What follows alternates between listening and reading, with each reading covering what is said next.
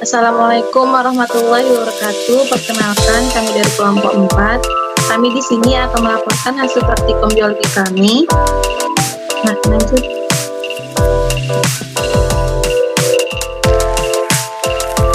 Jadi, kami dari kelompok 4 yang beranggotakan yang pertama yaitu Afrodita Harahap, yang kedua ada Amalia Anggreni Boruginting, yang ketiga ada Anisha Dwi Putri Zulmi, yang keempat ada Dedek Febriani, yang kelima ada Desika Devani Surbakti, yang keenam ada Eklesia Siregar, dan yang ketujuh ada saya sendiri yaitu Medi Citra Pratiwi, yang kedelapan ada Surya Julius Sembiring, yang kesembilan ada Trilita Putri Halason Sihite, selanjutnya ada Yuli Bella Sinta Simamora, dan yang terakhir ada Yeni Simbolon.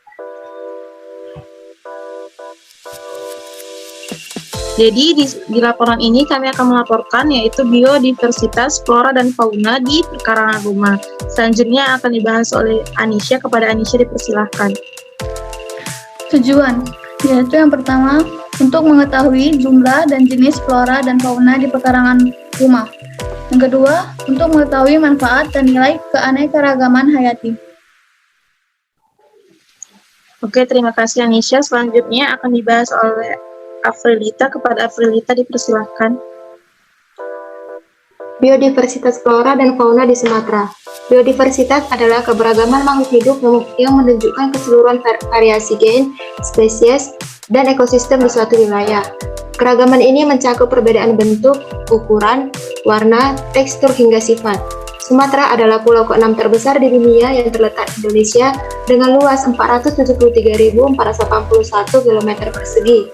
Pulau Sumatera merupakan salah satu kawasan prioritas konservasi keanekaragaman hayati paparan Sunda dan salah satu dari 34 wilayah di dunia yang memiliki tingkat keanekaragaman hayati dengan endemikisme luar biasa, namun juga mendapat tekanan yang besar sehingga menyebabkan kehilangan keanekaragaman hayati yang sangat tinggi pula.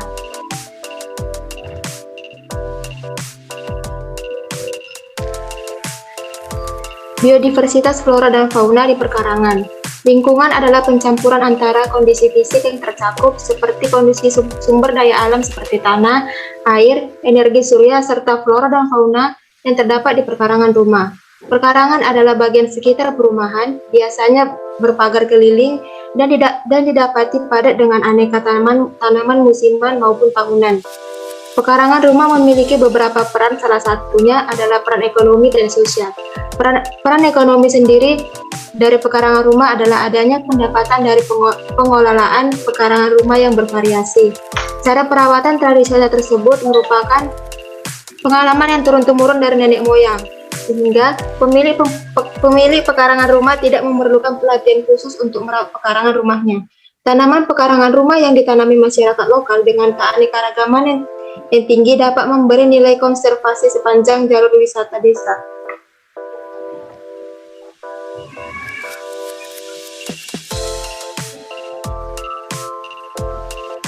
Adapun alat dan bahan, yaitu yang pertama alat yang pertama yaitu alat tulis dengan jumlah 11 buah.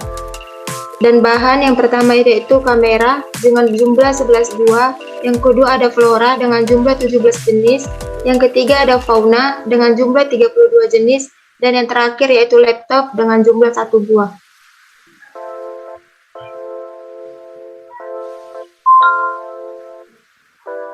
Adapun prosedur kerja yaitu yang pertama, setiap mahasiswa mengamati dan mendata jumlah jenis-jenis flora dan fauna di sekitar rumah selama 1 jam. Yang kedua, foto masing-masing flora dan fauna yang kita amati. Dan yang terakhir, mencatat hasilnya. Untuk hasil dan pembahasan yang pertama akan dibahas oleh Amalia. Kepada Amalia dipersilakan. Selanjutnya adalah hasil dan pembahasan. Yang pertama, flora. Flora mawar, sistematika, kingdom Plantae, divisi Magnoliophyta, kelas Magnoliopsida, ordo Rosales, famili Rosaceae, genus Rosa, spesies Cabage rose. Lokasi pengamatan di Jalan Merak Raya nomor 13 Pematang Siantar dengan jumlah 2. Selanjutnya ada fauna anjing, sistematika kingdom Animalia, film Chordata, kelas Mamalia, ordo Carnivora, famili Canidae, genus Canis, spesies Canis lupus. Lokasi pengamatan di Jalan Merak Raya nomor 13 Pematang Siantar, jumlah 16.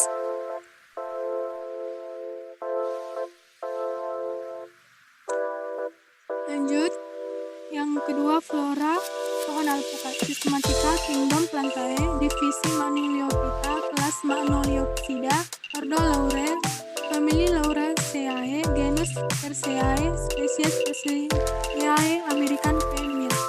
Lokasi pengamatan di Dusun Sei Benang, Desa Mancang, Kecamatan Selesai, Kabupaten Langkat. Jumlah flora 1. Selanjutnya fauna lembu, sistematika Kingdom Animalia, filum Chordata, kelas Mammalia, ordo Artiodactyla, famili Bovidae, genus Bos, spesies Bos taurus. Lokasi pengamatan di Dusun Sei Benang, Desa Mancang, Kecamatan Selesai, Kabupaten Langkat. Jumlah fauna 1. Selanjutnya ada flora pohon pepaya, sistematika Kingdom Plantae, divisi Magnoliophyta, kelas Magnoliopsida, ordo Gracilales, famili Cariceae, genus Carica, spesies C. papaya. Lokasi pengamatan di Desa Rumah Kabanjahe, Kecamatan Kabanjahe, Kabupaten Garo. Jumlah flora 2.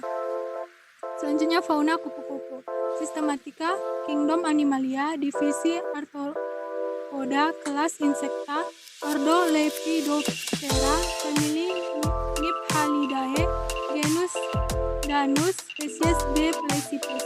Lokasi pengamatan di Desa Rumah Kabanjahe, Kecamatan Kabanjahe, Kabupaten Garo. Jumlah fauna 1. Oke, selanjutnya akan dibacakan oleh Dedek. Kepada Dedek dipersilakan.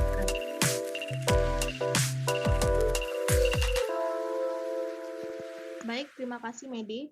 Selanjutnya ada flora daun singkong, sistematika 1 Kingdom Plantae, yang kedua divisinya Magnoliophyta, kelas Magnoliopsida, ordonya Euphorbiales, famili Euphorbiaceae, genus Manihot, spesies Manihot esculenta Frans. Lokasi Jalan Pasar 5, Dusun 14, Gang Melati nomor 90, yang berjumlah 3. Selanjutnya ada fauna burung betek, sistematika 1 Kingdom Animalia, 2 filum Chordata, 3 kelas Aves, ordo Psittaciformes, famili Psittacoidea, genus Psittaculini, spesies P. alexandri. Lokasi Jalan Pasar 5, Dusun 14, Gang Melati nomor 90, yang berjumlah 1. Selanjutnya ada flora pohon kelapa sawit, sistematika Kingdom Plantae, divisi Spermatophyta, kelas Magnoliopsida, ordo Arechales, famili Arecaceae, genus Elaceae, spesies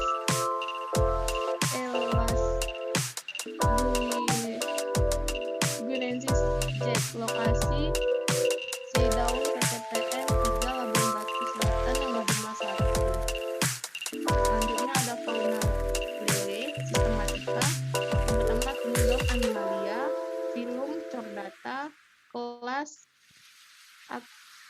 Actinopteri, ordo Siluriformes, famili Claridae, genus Claria, spesies Claria garitinus. Lokasi Seidaun PTPN 3 Labuan Batu Selatan yang berjumlah 2.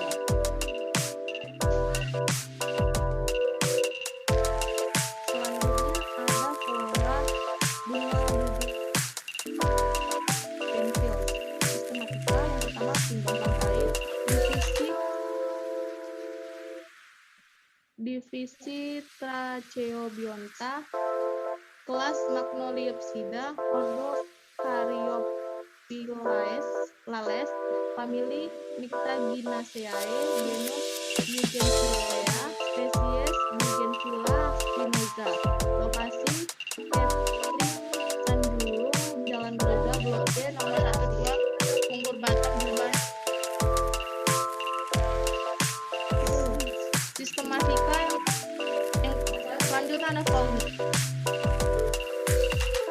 Selanjutnya fauna ada bebek. Sistematika yang pertama Kingdom Animalia. Divisi Chordata, kelas Apes, ordo Anseriformes, famili Anatidae, genus Anas atau Cairina, spesies Cairina moschata, lokasi Kafling Sendulung Jalan nomor 72 Sumber Batak yang berjumlah 4. Selanjutnya ada flora pohon jambu air. Sistematika yang pertama Kingdom Plantae, divisi Magnoliophyta, kelas Magnoliopsida, ordo Myrtales, famili Myrtaceae, genus Sigillum, spesies S. aquarium yang berjumlah 2. Lokasi Jalan Lapangan 2 Gang Famili nomor 8 Medan. Selanjutnya ada fauna kucing kampung liar. Sistematika yang pertama Kingdom Animalia, filum Chordata, kelas Mammalia, ordo Carnivora, famili Felidae, genus Felis, spesies Felis Gilvestris, jumlah 3. Lokasi Jalan Lapangan 2 Gang Famili nomor 8 Medan. Terima kasih Dedek. Selanjutnya akan dibacakan oleh Jessica. Kepada Jessica dipersilakan.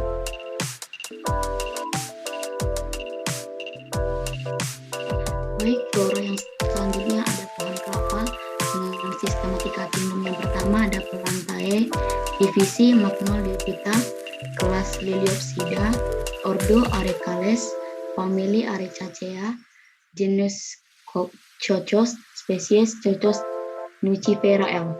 Lokasi Jalan Rakoweta Brahmana, Desa Merdinding, Kecamatan Merdinding, Kabupaten Karo, dengan jumlah 1.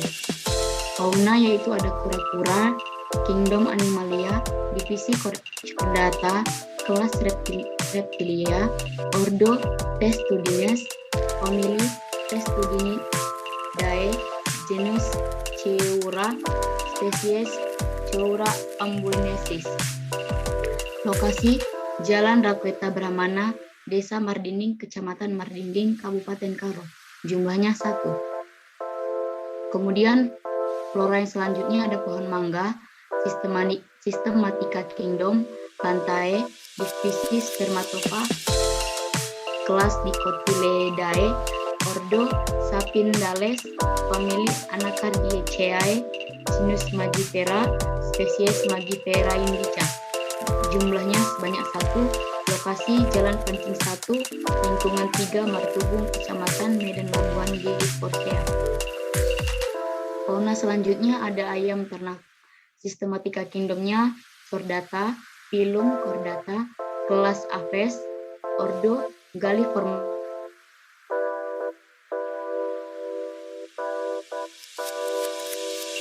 sebanyak 1. Lokasi Jalan Pancing 1, lingkungan 3 Martubung, Kecamatan Medan Labuhan Gang Porsea.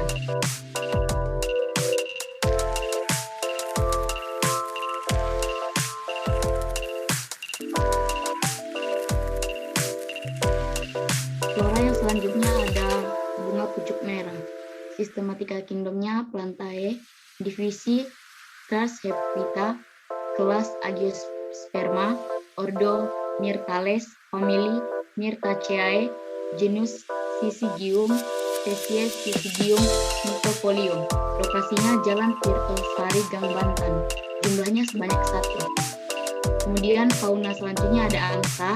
Sistematika kingdomnya Animalia, filum Chordata, kelas Apes, ordonya Anseriformes, famili Anatidae, genus Cygnus, spesies Chinus olor. Lokasinya Jalan Tirtosari Gang Banten. Jumlahnya sebanyak 1. Flora bunga keladi. Sistematika kingdomnya ada Plantae, divisi Spermatophyta, kelas Monocotyledae, famili Caladium, spesies Caladium bicolor. Lokasinya Jalan Sering Medan. Jumlahnya sebanyak 1.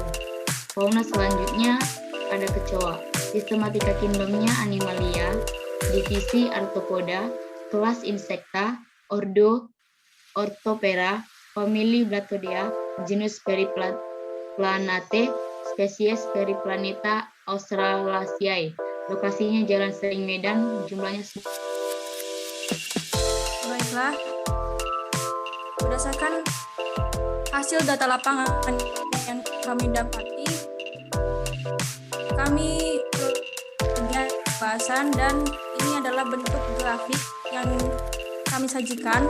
Dapat kita lihat bahwasanya pada grafik tersebut untuk flora, grafik batangnya berwarna biru, kemudian untuk fauna, grafik batangnya berwarna hijau, dan untuk fauna dengan jumlah terbanyak adalah anjing sebanyak 16 ekor, kemudian bebek sebanyak 4 ekor, kucing 3 ekor, lele 3 ekor, dan sisanya yaitu lembu, burung betet, kupu-kupu, kura-kura, ayam, kecoa, dan angsa masing-masing berjumlah 1 ekor.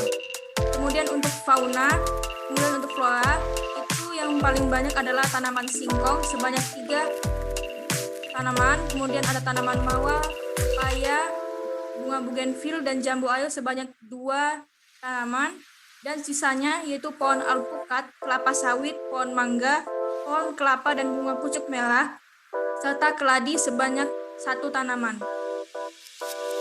Dengan jumlah flora adalah 17 dan fauna ada 32.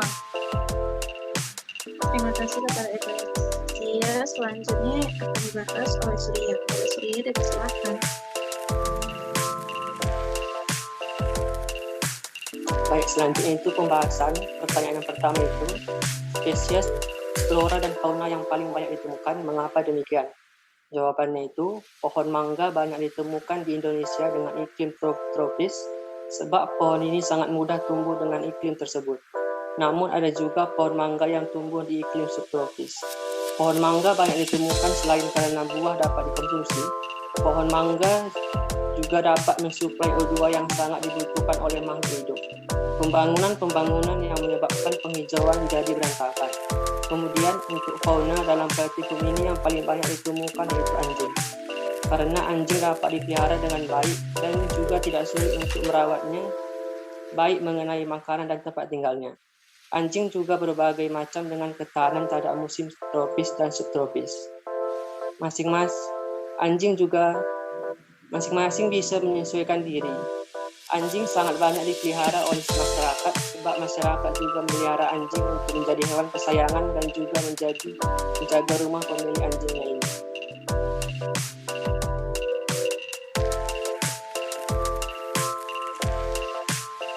Bahasan yang kedua itu persebaran flora dan fauna di beberapa lokasi berbeda-beda karena dipengaruhi oleh faktor. Jawabannya itu hampir di seluruh bagian di bumi ini terdapat flora dan fauna, baik di negara dengan iklim tropis maupun iklim subtropis. Namun tidak semua jenis flora dan fauna dapat hidup di wilayah yang sama. Faktor yang berpengaruhnya itu ada faktor iklim. Daerah-daerah yang memiliki iklim ekstrim atau dingin kutub akan memiliki jenis flora dan fauna yang lebih sedikit spesiesnya. Yang kedua itu faktor edafi atau tanah. Faktor edafi adalah faktor yang dapat ditempati oleh hewan dan tumbuhan. Tanah menjadi media utama bagi tumbuhan vegetasi. Yang ketiga itu faktor disiografi atau relief bumi. Bentuk permukaan bumi yang beragam seperti pegunungan dapat menghambat penyebaran tumbuhan. Yang keempat itu faktor makhluk hidup atau biotik. Tumbuhan yang memiliki daya adaptasi kuat akan menghambat tumbuhan lain yang memiliki daya adaptasi yang lemah. Terima kasih kepada Surya. Selanjutnya akan dibahas oleh Trilita. Pada Trilita dipersilakan.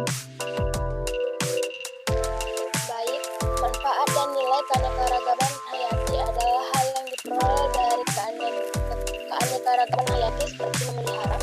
Jawabannya, manfaat keanekaragaman hayati dapat dikembangkan sesuai dengan jenis ragam dan hayati tersebut. Dengan banyaknya keanekaragaman jenis hayati ini mendukung semua bentuk kegiatan ekosistem. Nilai manfaat keanekaragaman hayati adalah A. Nilai biologi, B. Pendidikan, C. Nilai estetik dan budaya, D. Nilai ekologi, dan E. Nilai religius. Terima kasih kepada Trilita. Selanjutnya akan dibahas oleh kepada Yeni, dipersilakan.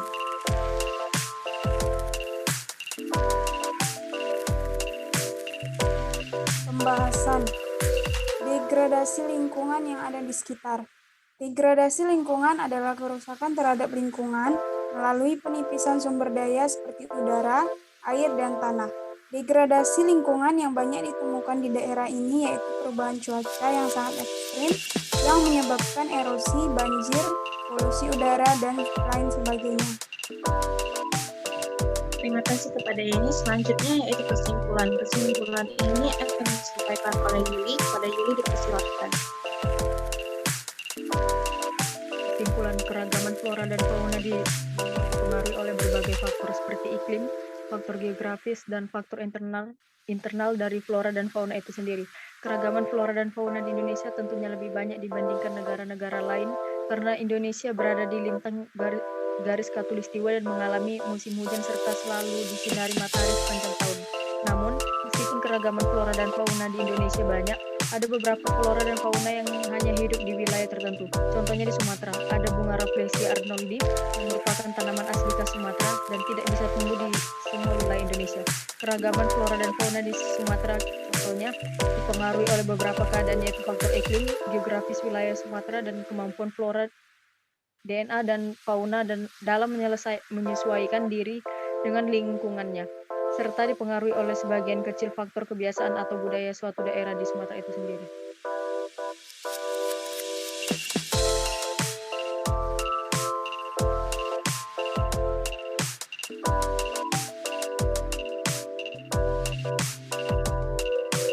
Keberagaman ini tentunya akan sangat bermanfaat bagi manusia jika dimanfaatkan secara optimal tanpa harus merusak lingkungan.